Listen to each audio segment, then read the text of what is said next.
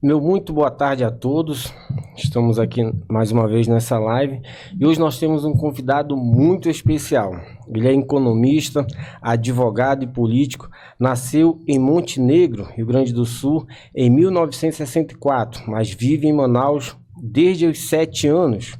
Com uma trajetória marcada pela defesa de causas sociais, é conhecido como o Homem da Kombi, por prestar contas de seus mandatos em locais públicos. Formou-se em economias, em ciências econômicas pela UFAM e em direito pela Universidade Newton News, com pós-graduação e mestrado em políticas públicas.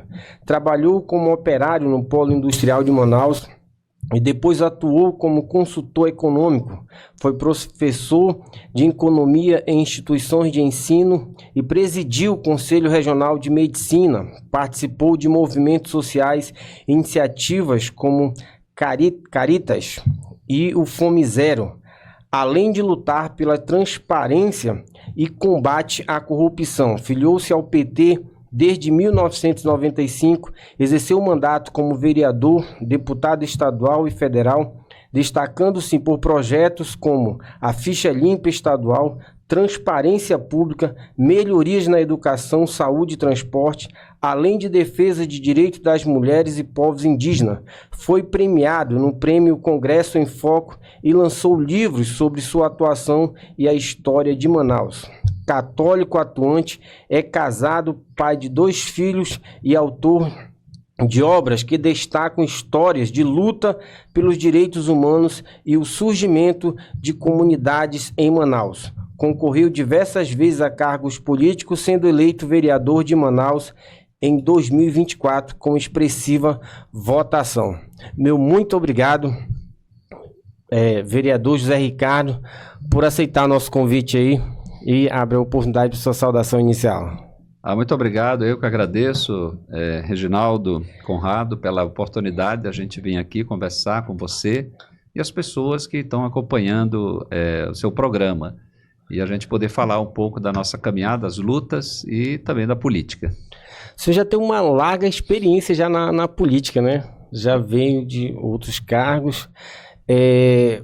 Isso demonstra que a população tem um apreço pelo senhor, ver que realmente o seu mandato tem êxito para a população.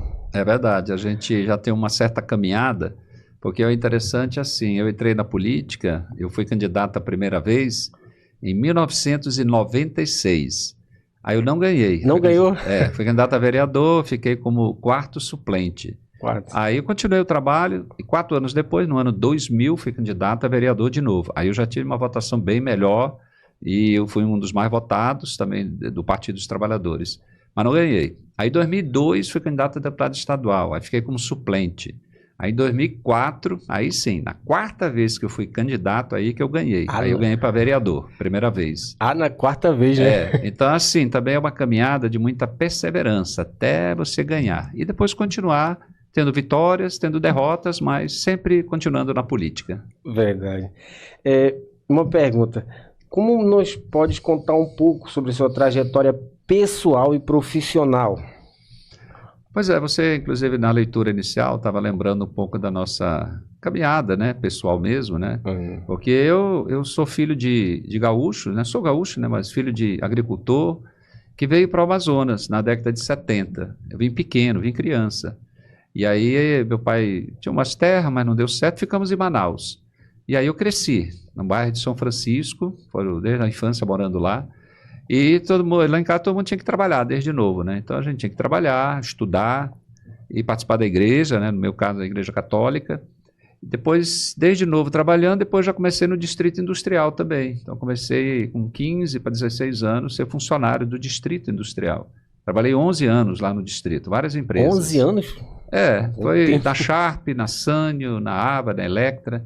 Aí depois que eu passei na faculdade de economia, e terminei a faculdade, no caso, eu comecei a trabalhar na área de economia. O senhor trabalhava no Distrito? No Distrito. E fazia a faculdade também? Estudava à noite, o ensino médio, né? Ficava puxado, e então, a faculdade, sempre puxado. Nada de moleza, né? Por isso que eu admiro, assim, as pessoas que se esforçam, trabalham. Verdade, né? Estão trabalhando e está estudando, né? Sempre buscando uma vida melhor, que é isso que a nossa mãe ensinou. A gente não pode desistir e batalhar e conquistar as coisas, né? Deus quer que todo mundo vá para frente, mas a gente tem que se esforçar, cada um fazer a sua parte.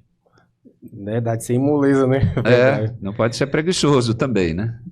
Compartilhe um pouco aí, uma experiência que você considera um grande aprendizado na sua vida, tanto pessoal quanto política. Eu acho que a primeira grande experiência é você estar participando de uma comunidade e aprender que o teu trabalho é importante, que nós podemos ajudar muitas pessoas. Então, eu aprendi muito no meu trabalho, participando da Igreja Católica, no bairro, na paróquia, grupo de jovens, depois coordenando e estudando para depois me engajar também na política. Então, essa experiência de trabalhar na comunidade, de fazer reuniões, de fazer formação com os jovens, que eu dei muita palestra para jovens. Então, essa é uma experiência muito boa, porque tanto você aprende, como você está ajudando os jovens na sua caminhada de vida. Então, isso sempre me ajudou muito para depois, na política, também eu me dedicar e me esforçar. É porque hoje em dia a nossa juventude, apesar de parecer ter muitas oportunidades, que tem mesmo, mas parece que muitas pessoas, às vezes jovens, né, se perdem um pouco e esses programas acabam ajudando a tirar esses jovens, né, até mesmo das drogas, da perdição, para um âmbito, para um ambiente mais social, convívio que possa afastar ele das drogas, né? Porque queira ou não, hoje em dia é uma realidade. Os seus projetos, assim, o que o senhor atua, e esse detalhe que você está falando aí, sobre a questão dos jovens, né? Primeiro tem muito a ver com a família também, né? Acho que a família, quando o pai e a mãe, né, te cobra, desde novo, você tem responsabilidade, você trabalhar, você estudar, não desistir, e ser honesto, né, agir de forma correta, a possibilidade da pessoa ter um bom caminho, progredir, é muito grande. Então é importante a família. Agora, não é só a família, você tem que ter na sociedade pessoas que dão uma mão, que incentivam. É o professor na escola, é ali na comunidade, é o engajamento, é ali na igreja, alguém que dá uma boa orientação. Tudo contribui para que o jovem é impossível, o jovem está sempre descobrindo as coisas, né, até se encontrar. Então ele precisa de muita gente que o ajude. Verdade. Sobre crítica, como lidar com as críticas e pressões, tanto na vida pessoal quanto política? Que geralmente tem crítica, né? Tem crítica. Inclusive quem está na política não pode ter medo de críticas, né? Você sabe que quem assume um cargo público, seja eleito um vereador, um deputado, um senador, assim como um prefeito, um secretário, alguém que coordena um órgão, um diretor de uma escola, um delegado, todos que têm uma função pública, primeiro que eles não podem ter medo de ser cobrado, depois ele tem que trabalhar e prestar contas, tem que trabalhar de forma aberta, transparente, sem medo de dar as respostas necessárias. Então, as críticas, elas são muitas vezes necessárias porque, às vezes, elas estão apontando um problema que você não está vendo. E a crítica também serve para pressionar, para cobrar, para ver se anda melhor. É verdade. Na hora que você critica, por que tem tantas pessoas na fila para fazer exame do sistema de regulação do Estado? Então, você tem que criticar, cobrar, para pressionar, para dar agilidade. Quando você critica que tem gente lá nos corredores do hospital, lá, nos corredores esperando o atendimento, esperando para a cirurgia e tal. Então tem que ter a crítica para dizer, olha, não dá para aceitar isso aqui, a coisa tem que ser resolvida. Agora, também tem as mentiras. Hoje em dia, você tem as críticas necessárias, muita gente faz, mas também tem muita mentira circulando. Então, às vezes, a pessoa mente sobre alguma coisa, um fake news. Isso não dá para aceitar, né? A mentira não ajuda, não constrói nada. É verdade, nesse sentido, não deve se ocultar, né? Mas enfrentar mesmo, né? Porque muitas vezes as críticas acabam te dando uma visão, né? Abrindo um pouco a mente para a pessoa entender e também saber definir se é verdade ou não, né? Então, esses são vários critérios mesmo. Vamos falar sobre transporte público. Qual é a sua expectativa? O que você diz sobre o transporte público de Manaus? Precisa melhoria? O transporte, na verdade, quando você vai olhar no dia a dia, todo dia você vai encontrar um ônibus pifando no meio do caminho, né? Um ônibus velho. Então, o sistema de transporte de Manaus, ele está muito atrasado, ele teria que ser modernizado. O transporte envolvendo o sistema viário, né? Já deveríamos ter corredor exclusivo, o BRT, que ele é para isso que tem muitas cidades. Você tem que ter uma frota maior. Esse desvio que foi feito aqui na Constituição, acho que foi bom, acho bacana, né? Em frente dali da arena ali, né? Eu acho que... Já era para ter feito, eu acho, ali, né? No trânsito tem que ter muitas intervenções. A prefeitura deveria estar, todo dia ela deveria estar estudando o que pode ser feito para melhorar o trânsito. Às vezes coisas pequenas, um pequeno desvio, um retorno, mudar o fluxo, mas isso tem que ser tudo estudado. Você vai ver o número de veículos que circulam por hora, por tempo, se fizer uma mudança, fazer uma simulação nessa mudança e ver qual é o impacto, mas a prefeitura tem que ter um estudo sempre de engenharia de trânsito permanente para poder melhorar. Então, isso ajuda no transporte, mas hoje o transporte coletivo é uma caixa fechada, né? Você não sabe as informações de forma aberta, transparente.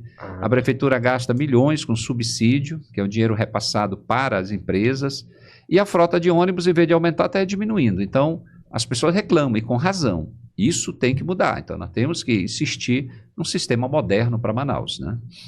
Manaus tem direito, o povo tem direito de ter um transporte de qualidade, e é um serviço essencial. No caso... Se você pudesse dar um conselho para um jovem que está começando na política, qual seria? Primeiro, convidar o jovem para entrar na política. Mas entrar na política significa estudar. Estudar a política, estudar a Constituição, conhecer as estruturas políticas do país. Quando fala política, não é só partidos políticos. É as estruturas de funcionamento público, por exemplo. É bom que as pessoas saibam como é que funcionam os poderes. Tem o poder legislativo, poder judiciário, poder executivo, papel da prefeitura, papel do governo. Qual é o papel dos vereadores? Qual é o papel dos deputados estaduais, senadores e federais? Qual é a responsabilidade do Ministério Público, da Defensoria Pública, do Tribunal de Contas? Então, isso é estudar a política, é estudar como funcionam as estruturas públicas. Então, eu convido sempre o jovem a ele se interessar pela política, mas estudando, para poder ter conhecimento e poder, com isso, participar melhor. Saber como é que funcionam os partidos políticos no Brasil, como é que funciona a eleição, quais são as regras, como participar de uma eleição, o que a população espera realmente da política.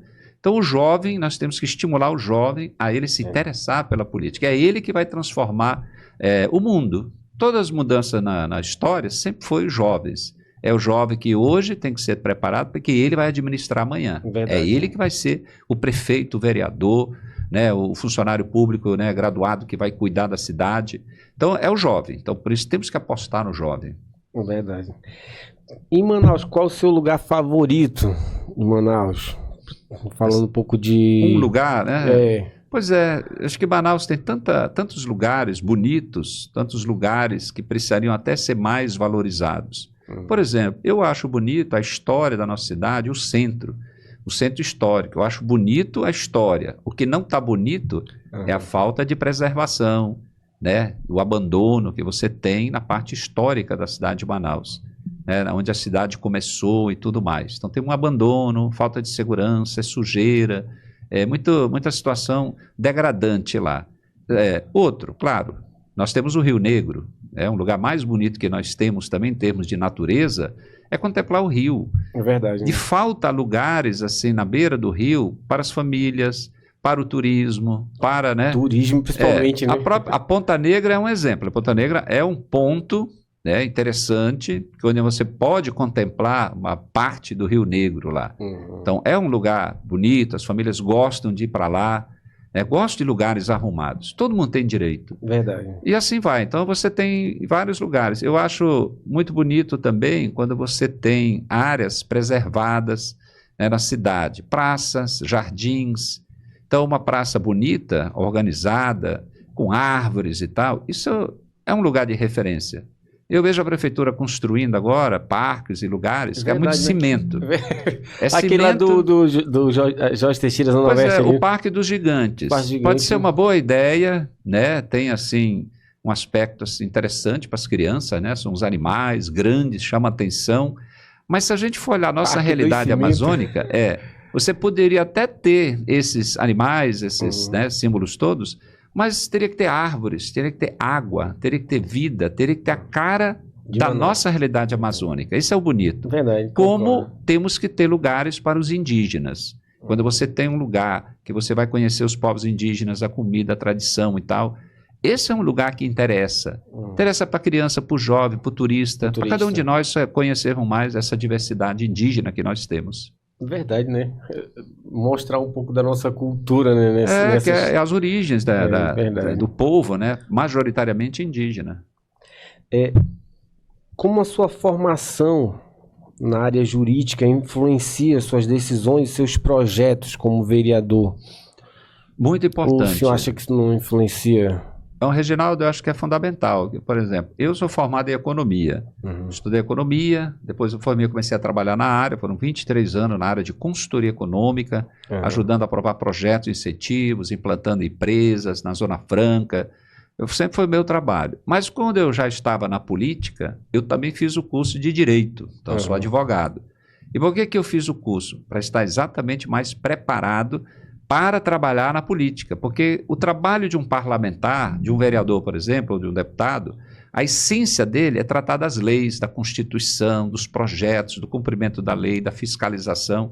Então, quando você está preparado, com conhecimento técnico, sendo formado em direito, claro que você consegue fazer um trabalho melhor. As propostas, os projetos, debater com os outros, discutir, fiscalizar, né, os órgãos públicos. Então, a formação foi muito importante para o meu trabalho como vereador, como deputado. Verdade. Quais foram os maiores desafios que você enfrentou desde que assumiu o cargo de vereador? Tanto nessa legislatura quanto nas anteriores, desafio que o senhor teve, que eu possa contar algum, marcou assim. Eu diria assim, que no geral, o maior desafio... No caso, o senhor sempre foi oposição ou situação? Sempre foi oposição, Eu nunca tive o gostinho de ser situação aí. A maior parte dos mandatos, quer dizer, no começo, quando eu... Então, sempre na briga, então, sempre na... sempre na fiscalização, porque o vereador, Reginaldo, ele tem basicamente duas funções. O papel do vereador é legislar e fiscalizar. Então, legislar é apresentar os projetos, as propostas, debater na Câmara, fazer audiências e tudo mais. A segunda parte é fiscalizar. Fiscalizar o poder executivo, fiscalizar o gasto público, os contratos, as obras, os serviços, a escola, a educação, o atendimento nas UBSs e tal. Então, esse é o papel do vereador, fiscalizar, ser voz do povo. No caso, hoje, você consegue acessar ou tem dificuldade? Como é que... Muitas informações. Hoje em dia, você tem leis que obrigam o poder público, o gestor, a dar transparência. Às vezes, você não encontra fácil porque ele não está cumprindo a legislação. Mas, por exemplo, a lei de acesso à informação. Então, qualquer cidadão, ainda mais um vereador, ele pode solicitar da prefeitura, do órgão e tal, as informações. E tem um prazo para ser entregue. Então, esse é um instrumento legal. Dentro da lei, você faz aqui. Às vezes, você procura na internet, você procura nos portais, você vai buscar. É uma busca mesmo. Trabalho não é fácil, mesmo. não. Você conseguir certas informações, porque às vezes a informação ela não é colocada de forma detalhada. Com certeza. Por exemplo, o Fundeb, o Fundo da Educação dos Professores. Todo mês o dinheiro entra na conta da prefeitura e do governo. E no final do ano, se sobrou algum valor, é para ser distribuído através de abono. Como é que o professor vai saber se não tem divulgação? Eu tenho uma lei aprovada, é uma lei já valendo. É Fundeb transparente. Ou seja, todo mês a prefeitura deveria publicar na internet detalhadamente quanto entrou, quanto saiu, em que foi gasto e quanto sobrou. De forma que no final do ano você já sabe quanto sobrou e com isso a prefeitura tem que distribuir. Então hoje a prefeitura não está cumprindo essa lei, nem o governo do estado, da forma detalhada que é necessária para que os professores possam acompanhar. Então eu sempre tive esse papel de oposição, de cobrança, e eu diria assim, o maior desafio é fazer com que também a população acompanhe, ajude na fiscalização. Porque, por exemplo, quem votou em mim para vereador agora tem que me cobrar para que eu trabalhe, para que eu faça a minha parte. Então é importante o eleitor e, de modo geral, a população, ela também cobrar que o político dê respostas, faça alguma coisa, trabalhe, lute, brigue, preste contas.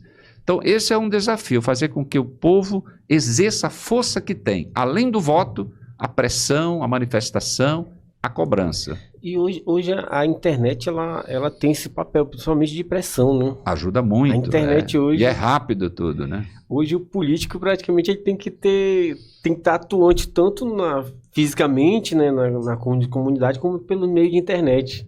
Se não tiver lá, eu não era muito acostumado, né? Agora a gente está aprendendo devagarzinho para poder estar presente também nas redes sociais e na internet. Porque hoje qualquer coisa que acontece, rapidamente está circulando já nas redes sociais, nos WhatsApp, né? Então as pessoas rapidamente ficam sabendo. E o político tem que estar acompanhando para poder se posicionar também com rapidez. Me diga uma coisa, como você avalia o atual cenário político na Câmara Municipal de Manaus e quais os principais desafios? Olha só, nós vamos começar os trabalhos legislativos agora em fevereiro, né? Estamos ainda em janeiro, então em fevereiro vai começar o trabalho. Tem vereadores novos, eu não conheço eles, né? Tem vereadores já mais antigos, alguns eu conheço, outros nem tanto.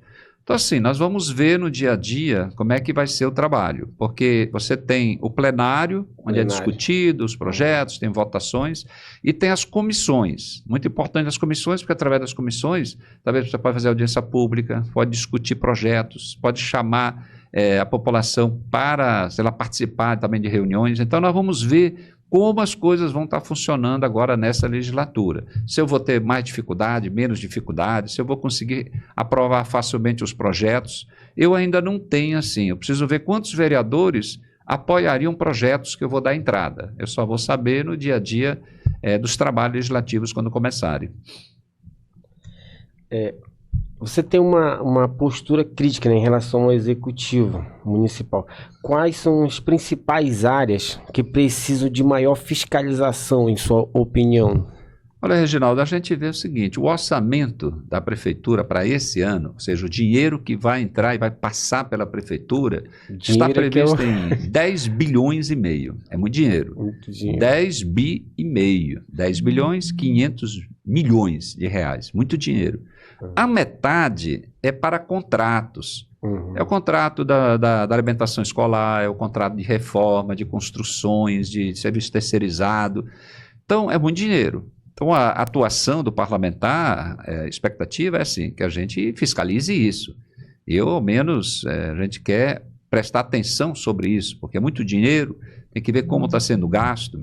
Então, a qualidade do serviço, ela é resultado também de uma boa gestão, da aplicação do recurso, né, de uma forma que possa render, que possa ampliar cada vez mais o atendimento, por exemplo, na saúde. Então, às vezes, o que é prioritário? Construir um prédio, 65 milhões, como foi construído lá o Mirante, lá no centro, mas com esse dinheiro eu poderia construir 10 ou 11 unidades básicas de saúde, de um porte maior, estaria atendendo milhares de famílias. Lá no centro, o Mirante está lá, é para o turismo. Aliás, construir não tem nem estacionamento. Se você for lá, não tem estacionamento para o público de modo geral. Todo mundo tem que se virar por aí. Como é que você vai fazer uma obra tão cara e nem estacionamento direito tem? Então, a prioridade não seria isso, seria as UBSs. Então, o papel do vereador é chamar a atenção. O que é mais urgente que a população está precisando? Então, a gente vai estar muito tratando sobre isso. Outra pergunta também. Quais as iniciativas você propõe ou apoia para aumentar a transparência na administração pública municipal? Olha só, Reginaldo, hoje a legislação já diz o seguinte, todos os órgãos públicos devem ter um portal de transparência, tem que colocar as informações todas na internet, de forma que qualquer pessoa, cidadão, possa entrar e lá procurar ver tudo que está sendo feito pela prefeitura. Então, a primeira coisa é cobrar o que já está na lei. A lei diz que tem que ser assim, então temos que cobrar.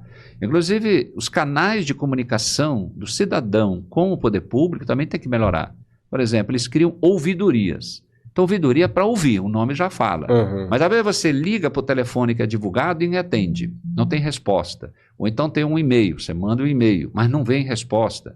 Então, isso tem que funcionar. São, vamos dizer assim, canais de comunicação do povo com o poder público. Às vezes é uma crítica, às vezes é uma cobrança, às vezes é uma sugestão, é uma observação que pode ajudar a melhorar.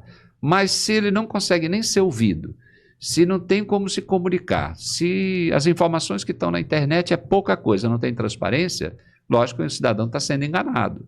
né? Eu acho que esse é o papel do vereador, é cobrar que a prefeitura dê total transparência nos gastos e todos os serviços que tem. Em relação à comunidade agora, como você busca se conectar com os cidadãos de Manaus e entender as necessidades da comunidade? Porque cada comunidade ou cada bairro tem as suas peculiaridades e as suas necessidades. Então, quais são os meios que o senhor utiliza para se conectar?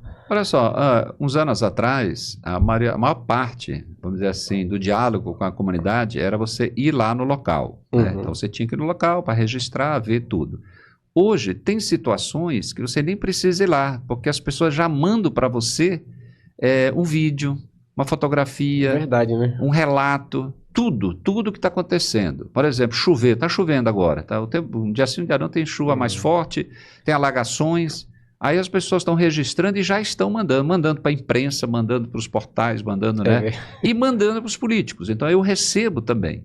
Então, às vezes, não é nem necessário você estar lá para ver o problema. Agora, é bom também ir. Eu vou muito.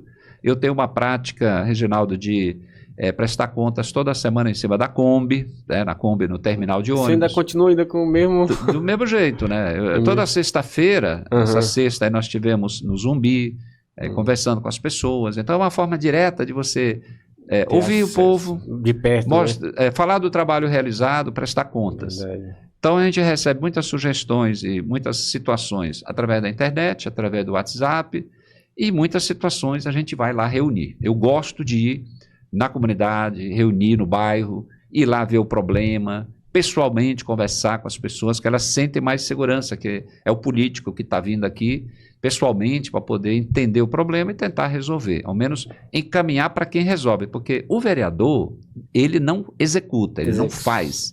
O vereador não tem o dinheiro para fazer a obra, tapar o buraco, ver o problema, mas ele tem que ver o problema e cobrar de quem resolve, ou seja, cobrar da prefeitura. Esse é o papel do vereador. Eu vou numa escola, tem problemas na escola, então você vê o problema para cobrar do secretário de educação do município. Esse é o papel do vereador. A UBS, está faltando médico, está faltando medicamento, a obra não termina. O papel do vereador é cobrar da Secretaria de Saúde, cobrar do prefeito. Então, esse é o nosso jeito de trabalhar e essa é a forma da gente estar sempre conversando com a população. Verdade, né? Que medidas você acredita serem necessárias para fortalecer a confiança da população nos representantes políticos? Olha só, as pessoas, no geral, elas reclamam, e com razão, dos políticos. É verdade. Né? Porque, por exemplo, ano passado teve a eleição, e a eleição acabou. Tem gente que ganhou e tem gente que perdeu. Mas tem gente que ganhou que não volta mais do mesmo lugar. Então as pessoas reclamam. Ganhou a eleição, agora não volta mais. Sumiu. Eu procuro sempre voltar. Eu já fiz várias reuniões nos mesmos lugares que eu pedi voto. Eu voltei. Em vários lugares que eu fiz minha tribuna em cima da Kombi, o mini comício, eu já voltei para vários desses lugares e vou continuar fazendo isso. Então, a questão é que as pessoas querem ver o político trabalhando. E aí quer ver o político trabalhando não só no período da campanha política, é o ano inteiro. Eu faço isso, eu defendo isso. Política se faz todo dia. Então, você tem que estar permanentemente trabalhando e divulgando isso para a população e as pessoas perceberem que você realmente está se dedicando. Você está recebendo um salário, que o vereador recebe o salário. Né? O povo paga o salário do vereador, dos 41 vereadores. Não está trabalhando de graça, não. Está recebendo um salário. Agora tem que trabalhar para fazer jus àquele salário. Entrar nesse mês, qual é o salário de um vereador hoje? Teve um aumento para... Era 18, foi para 24. E tem um outro ajuste, que tem um outro valor a partir de fevereiro. Isso aí, inclusive, está previsto na legislação. A cada 4 anos tem que atualizar o salário de vereador, de deputado estadual, deputado federal. Ele não é atualizado todo ano, é só de 4 em 4 anos. É um salário bom. Agora, tem funcionário público que ganha muito mais. Com certeza. Né? Você tem no município, no estado, órgãos, judiciário, assembleia, vários outros lugares, salários altíssimos também. Em vários serviços públicos, né? E olha só, é muito importante que as pessoas vejam. Está ganhando um bom salário? Então tem que trabalhar. Eu acho que se o salário é grande ou alto, baixo, se é maior, menor, eu acho que o mais importante é cobrar que trabalhe. É o resultado, porque um defensor público, ele ganha mais do que um vereador, tem que trabalhar. Um delegado ganha mais, um funcionário dependendo do grau de responsabilidade, o judiciário ganha muito mais do que um vereador. Porque às vezes não adianta nada, a pessoa ganha pouco, mas não faz nada, viu? O importante é que tu ganha bem, mas, mas tem que trabalha ser cobrado, bem, né? tem que trabalhar. Ser compatível com o teu salário e com o teu trabalho. Eu não sou né? contra todo mundo ganhar bem. Então, eu defendo o aumento do salário dos professores, eu estou sempre apoiando atualização, database, abono. Acho que tem que ter as promoções por tempo de serviço. Professor, se ele vai voltar de um mestrado, doutorado, de uma especialização, tem que ser rápido a incorporação do salário para ganhar mais. O problema também é conseguir nivelar cada um por trabalho, né? É difícil, né? Tem países no mundo que, assim, a desigualdade ela foi diminuindo, né? Entre o maior e o menor salário. No Brasil, ainda temos muito para lutar. O próprio salário mínimo, né? O nome já fala, é o salário mínimo. E o presidente Lula, ele conseguiu aprovar a legislação para aumentar o salário mínimo sempre acima da inflação. Então, é sempre um ganho a mais. Mas é o salário mínimo, é o menor. Mínimo, Se não existisse a lei do salário mínimo, Reginaldo, tinha empresa que ia pagar bem menos. Com certeza. Se hoje é 1.518, teria empresa querendo pagar só 1.000, querendo pagar menos. Então é importante a política de salário mínimo, a valorização. É verdade, o trabalhador nesse sentido ele tem que ter um salário mínimo, né? E daí lutar para mais. Para mais, verdade.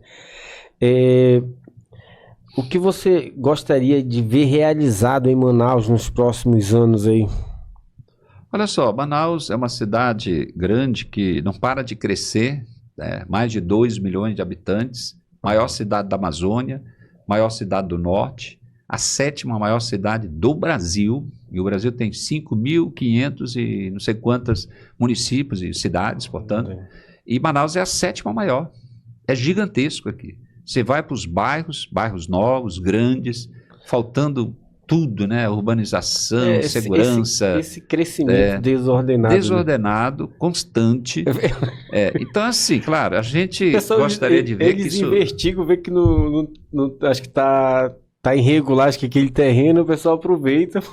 É um problema assim, de falta da política urbana, de habitação. Nós passamos 4 anos do governo passado, Bolsonaro, não foi construído casas, né? Então nós ficamos numa defasagem muito grande. E agora o governo Lula voltou Minha Casa Minha Vida, e aí agora você tem de novo os programas habitacionais. Tanto o prefeito Davi Almeida como o governador Wilson Lima, todos anunciaram programas habitacionais. Mas tudo por quê? Porque voltou Minha Casa Minha Vida do Lula. No governo Bolsonaro não foi construída uma casa. Então isso afeta também. As pessoas vão atrás de arrumar um lugar para morar, vai lá num terreno que está aparentemente abandonado. Não é o melhor caminho, porque o bairro começa já desarrumado. O ideal seria a prefeitura desapropriar, fazer loteamentos, fazer projetos habitacionais. Ora, se o setor privado ele fica vendendo terreno para você comprar e construir a casa, por que a prefeitura não pode desapropriar áreas? Eles dizem, olha, o teu lotezinho está aqui, está aqui, legalizado, está aqui as ruas, vamos garantir energia, água, e agora você constrói a tua casa. Em vez de ficar numa área de risco, podendo desabar, morrer, como aconteceu recente, ou ficar por aí invadindo uma terra, amanhã vem polícia, aquela confusão. Então a prefeitura tem que criar alternativas para as pessoas. Essa questão de alagamento, principalmente, né? Muitas áreas em Manaus, muito barranco, muitas áreas baixas, muito igarapé. É a geografia da nossa cidade, nós não temos como fugir disso. É verdade. Então a prefeitura tem que ver famílias que às vezes se instalam num local perigoso, trabalhar para que ela consiga um outro local e sair de lá para não acontecer uma desgraça, uma tragédia como aconteceu agora com a morte, né, de 2 pessoas numa família. Uma pergunta agora, o que é pobreza? Olha, a pobreza... Você pode ter a pobreza no aspecto material, né? A pessoa ter pouco e tal, mas às vezes a pobreza de conhecimento é o pior, porque às vezes a pessoa, e a maioria da população simples, mora num lugar simples, podemos dizer pobre no sentido que não tem muita coisa, mas pode ser a pessoa ter uma grande riqueza é o conhecimento, é essa determinação de lutar para melhorar de vida, de lutar para que os outros melhorem de vida, isso é uma riqueza, né? E vai superar a pobreza material, né? A pobreza e tal.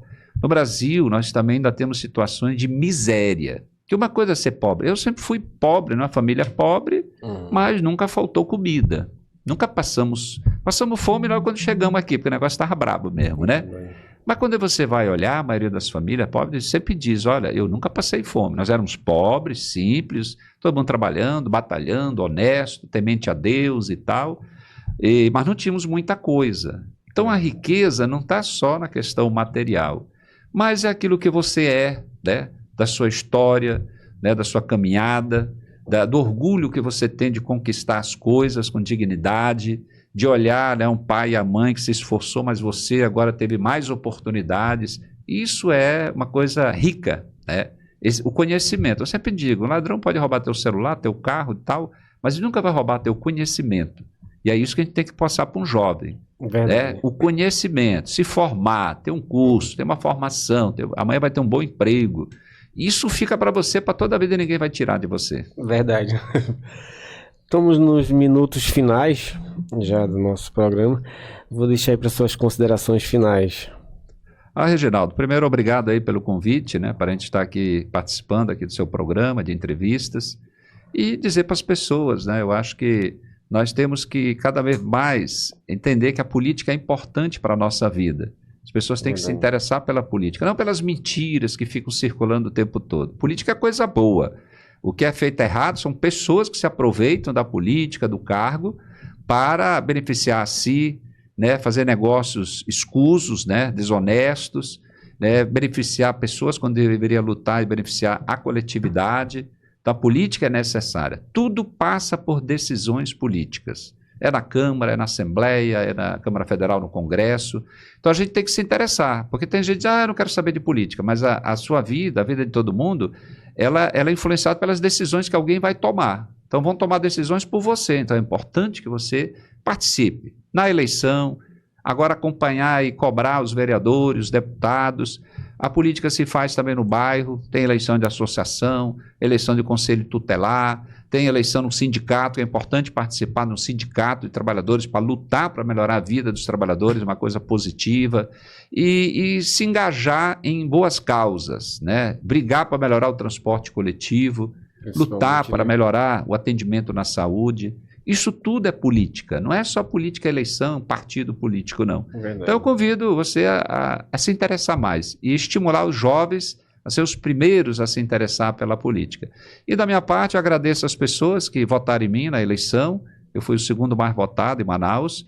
E eu convido a acompanhar... Bom, né? Sim, segundo mais votado. Foram mais de 17 mil votos. Excelente. Né? E convidar para acompanhar o meu trabalho nas redes sociais, né? O Zé Ricardo AM. A gente vai estar na Câmara Municipal, todos os dias o gabinete vai estar aberto, no horário normal lá, de 8 horas, acho que até umas 14, e os 3 dias de sessão também estou lá, eu não falto, segunda, terça e quarta. Então é fácil conversar comigo, indo lá na Câmara, né, os dias lá que vai estar funcionando normalmente. Então, muito obrigado aqui pela oportunidade, um abraço a todos e todas. Muito obrigado também por ter aceito o nosso convite, fique com Deus. Um abraço.